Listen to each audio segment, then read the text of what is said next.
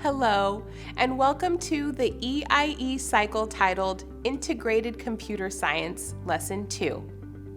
In the previous lesson, you focused on an unplugged activity that introduced the fundamentals of how computers work.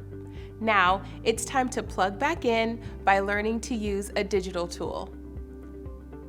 Have you ever used a digital technology without understanding everything it can do?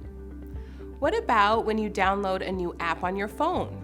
Typically, you start by learning the basics and then expand your knowledge to use other features over time. In Lesson 2, you and your students will start learning about a digital tool. In later lessons, you'll build on this knowledge as you use the tool to solve a problem. Computer Science Essentials units use tools such as the Code & Go Robot Mouse, Scratch Junior, Microbit, and Scratch. By working through this cycle, you'll be better prepared to support your students whether or not you are a tool expert. In fact, many of the instructional strategies you already use are equally effective in a computer science classroom.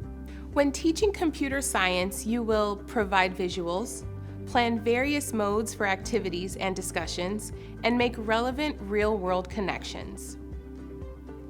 Next, you'll spend time working through the Reflect section of this cycle, where you will explore all aspects of Lesson 2, both as the educator and as a learner.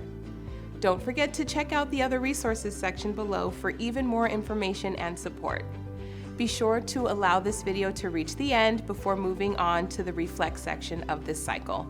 Enjoy your Lesson 2 experience.